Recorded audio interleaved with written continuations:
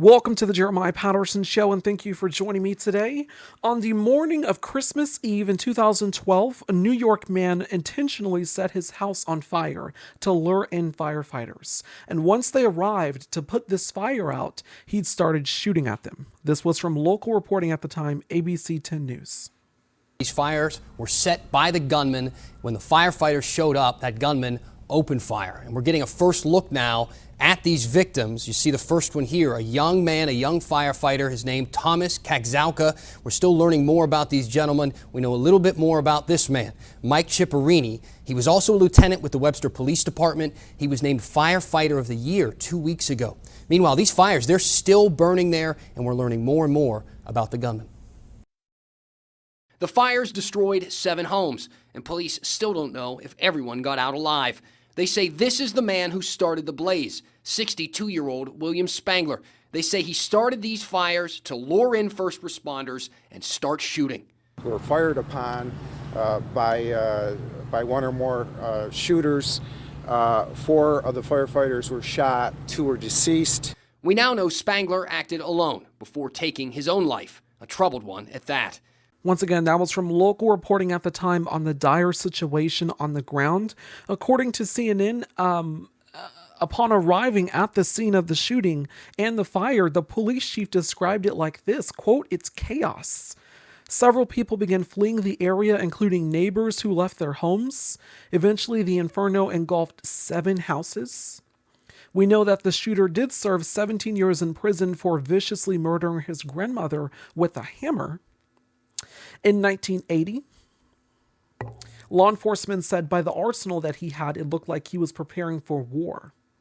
He had a revolver, a shotgun, and a semi-automatic rifle. He eventually killed himself as the fires burned on. The following day, it was revealed that he left a very sinister note and was hoping someone would find it. You can see it starts, quote, "By now you're probably wondering how an ex-felon got hold of such shiny weapons. It's not really all that complicated." He ended that suicide note with this, quote, "Now, if you'll excuse me, all this typing really aggravated the arthritis in my hand, and I still have to see how much of the neighborhood I can burn down and do what I like doing best, killing people." Authorities noted that this rifle here, which was one of the guns they recovered from the shooting, was the same gun used in the Sandy Hook school shooting, which happened barely 2 weeks prior, in which, 20 kids were killed and 6 staff members of the school. What this man did in 2012 in New York, starting a fire, calling for help, and then shooting at the firefighters, what that was domestic terrorism. This epidemic of violence that no other nation on earth faces in the same way that we do. A problem that has become a persistent, reoccurring infection on U.S. soil. This is a graph from 2021 on the domestic terrorism incidents or deaths since 2012. This is a graph of the number of prosecutions involving cases of domestic terrorism since 2012. Look at those numbers there. Look at the spike, the increase. And since then, it has only gotten worse. This was the front page of the Idaho Capitol Sun last night. Multiple people dead as shooter attacks firefighters responding to North Idaho brush fire. This is yet another example of domestic terrorism in the United States just this year. We know that a fire was reported around 1:30 p.m. The shooter began opening fire around 2 p.m. Authorities immediately enacted a shelter-in-place order. They were able to track the shooter by pinning his phone. According to the sheriff, the suspect was killed. 2 firefighters lost their lives and 1 is in critical condition. Snipers were in helicopters and the FBI assisted in locating the suspect.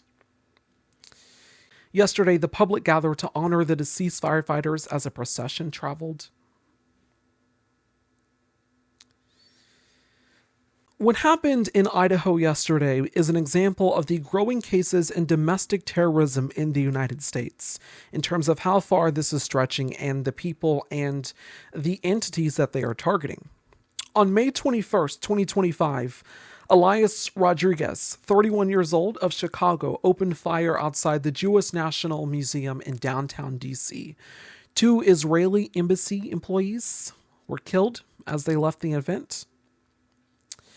On May 17th, 2025, Guy Edward Bartkus, 25 years old, drove a car packed with a bomb into a Palm Springs facility in California, at a California clinic, and he detonated it. This was a California fertility clinic. The blast killed Bartkus himself, and it wounded numerous bystanders. It destroyed the clinic and damaged surrounding buildings. Investigators determined that Bartkus was motivated by extreme anti-natalist ideology. On June 1st, 2025, Mohammed Sabri Solomon, an Egyptian national, attacked a pro-Israel hostage support rally in downtown Boulder, Colorado. 12 people were wounded. He had a flamethrower. On June 4th, an FBI SWAT team raided a residence near Lacey, Washington, finding a massive amalgamation of weapons linked to extremist activities. Law enforcement seized over 35 firearms, including rifles and an MG-42 machine gun, grenade launchers, explosives, body armor, and Nazi paraphernalia from a home that was reportedly occupied by 2 U.S. military service members. Both men were arrested on state firearm charges and held on essentially a $500,000 bail. Local authorities described them as linked to Nazi white nationalist efforts and possibly plotting a violent action. Federal domestic terrorism charges are expected. No incident had occurred yet, but essentially the stockpile indicated that they were preparing for something big. They were preparing, to have a mass murder situation. I mean, look at that. All of these weapons, all of this was seized by the feds. On June 12th, 2025, Gregors Vanderberg, 48 years old, of Texas, attempted to purchase powerful fireworks and gunpowder at a New Mexico travel center. ATF agents say Vandenberg explicitly said he planned to use them to build bombs to target law enforcement and government officials during protests in Los Angeles. He claimed to be ex-special forces and expressed intent to, quote, kill law enforcement officers. This is just this year. All of these cases are just this year. Recently, authorities found 3 improvised explosive devices placed in public parks in Serrata, a suburb of Tucson, Arizona. On June 13th and June 20th, anonymous citizens reported essentially taped cylinders in a playground and a walking trail. The FBI and the ATF have treated them as confirmed bombs. Local sheriff's officials warned that the devices were highly dangerous and could kill civilians. No group has claimed responsibility for this. No suspects have yet been publicly identified, and no injuries have occurred. The devices were disarmed by bomb squads. The incident essentially remains under investigation as potential domestic terror plots against the public. On June 14th, a 57-year-old Vance Bolter carried out 2 coordinated assassinations at the homes of Democratic lawmakers in Minnesota. Impersonating a police officer, he entered the home of Democratic State Senator John Hoffman, shooting both him and his wife. They were shot up to 9 times, and miraculously both of them survived. He then proceeded to go to the home of former Speaker of the House in Minnesota, Melissa Hortman. He shot her and her husband, killing them both. As it turns out, he was a Trump supporter and had a list of other Democratic elected officials that he wanted to murder as well. Investigators found Bolter had body armor, multiple assault rifles, and notebooks listing dozens of elected officials. So we are contending with all of this as once as a country. The multitude of domestic terrorism cases in this country is staggering, and it's only growing. I mean, just go back to that case for 2012, for instance, what happened there. It has only grown since 2012. The broad list of domestic terrorism in the United States. This is something that has gotten worse. White supremacist violence, neo-Nazi violence in this country. People plotting against the government. People plotting to do harm to civilians en masse. That is growing in this country. It is getting bigger and bigger. And this is happening under an administration that has effectively endorsed this type of violence, that has joked about things like this happening in the past, and that tells its supporters that it is completely okay to carry out this type of visceral violence against the opposition party. After the deadly Walmart shooting there, we have now learned the names of all of those killed in that attack. 22 people are now dead after 2 more victims died at the hospital yesterday. At least 7 of those killed are Mexican citizens. The city of El Paso sits at the U.S.-Mexico border. Police say the alleged gunman posted a racist manifesto online before the shooting. In it, he denounced the growing Hispanic population in Texas. We spoke with one immigrant who says she feels the president's language, which is echoed in the manifesto, enables violence like this. I think that when you have a president who says bad things about immigrants, especially from South America and Central America and Mexico, it just opens opportunities. Because you'll never take back our country with weakness. You have to show strength, and you have to be strong.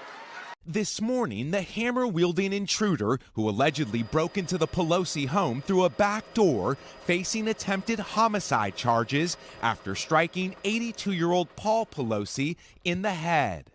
The House Speaker has been spending time at the hospital with her husband, who's recovering from life-threatening injuries. Together we will take on the ultra-left-wing liars, losers, creeps, perverts, and freaks who are devouring the future of this state like a swarm of locusts. And we'll stand up to crazy Nancy Pelosi, who ruined San Francisco.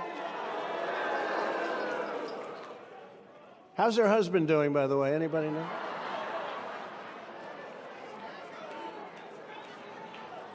And she's against building a wall at our border, even though she has a wall around her house, which obviously didn't do a very good job. It's a chain of events that's so bad. One rough hour, and I mean real rough, the word will get out and it will end immediately. End immediately. Those are numerous cases of Donald Trump on the campaign trail, and also before, while he was president the last time. Completely just enabling this type of violence, joking about it. Oh, how's her husband, by the way? You know, just saying stuff like this. I mean, when you connect the dots here, I mean, Donald Trump has endorsed this. He has endorsed this type of violence. He has said that it is completely okay. And nothing screams louder of endorsing domestic terrorism than getting rid of the national database that is responsible for tracking it, funded by the Department of Homeland Security. They did this back in March. You can see the headline from there. The Washington Post reported this. The Trump administration has effectively ended the national database for tracking domestic terrorism in their massive cuts to the government.